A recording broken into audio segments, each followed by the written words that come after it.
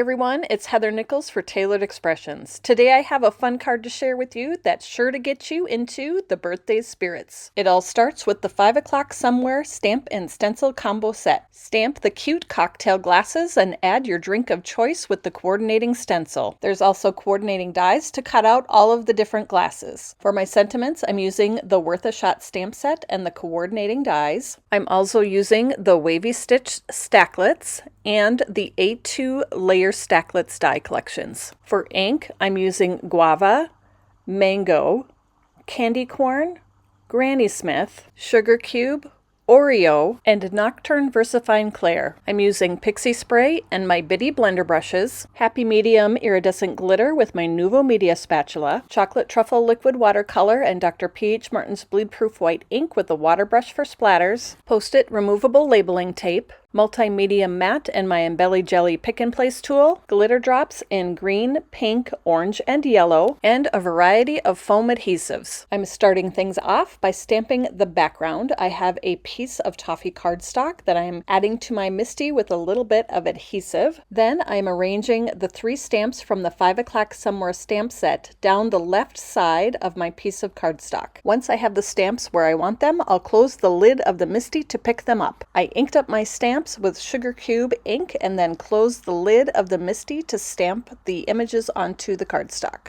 I chose one of the images from the 5 o'clock somewhere stamp set to use as my focal point image, and I stamped that image onto Sugar Cube cardstock with Oreo ink. Now it's time to add a little color or sort of add our drinks to the glasses. Using the coordinating stencil, there is a row that coordinates with each stamp from the set. I like to use Pixie Spray to hold my stencils in place, and I'll also be using the Post-it removable tape to mask off areas of the stencil so I can stencil each of the glasses in a different color. I'm using my Bitty blender brushes to apply the color in Mango, Guava, Granny Smith, and Candy Corn. I want to have a bit more color at the bottom of the glass, and so I'm taking care to have a lighter hand at the top of the glass, and then I'm adding just a bit more color with a heavier hand at the bottom of the glass. Before removing the stencil, I wanted to add just a touch of glitter to the bottom of the glasses. I used Happy Medium iridescent glitter and my Nuvo Media spatula. I applied the medium just to the bottom part of the stencil opening. I'll set these aside until the Happy Medium is completely dry. I chose 2 sentiments from the Worth a Shot stamp set.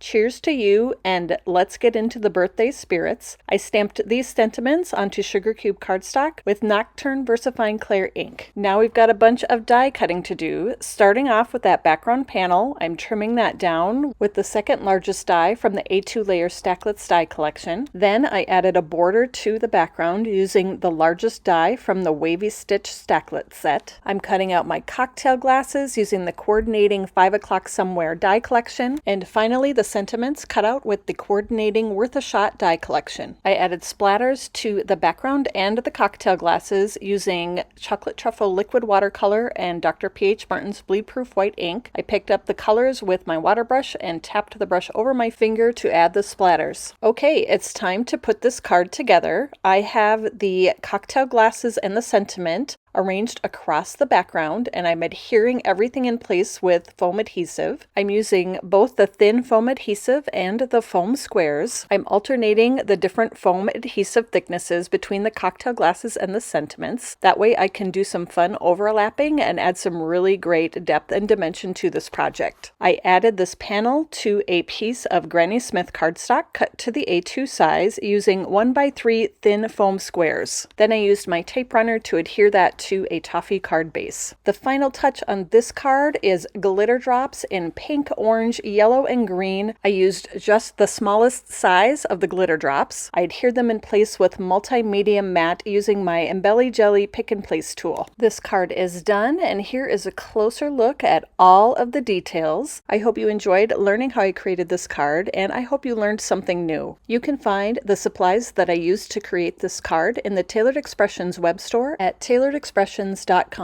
Thank you so much for joining me today, and don't forget to like and subscribe so you don't miss any of our crafty videos.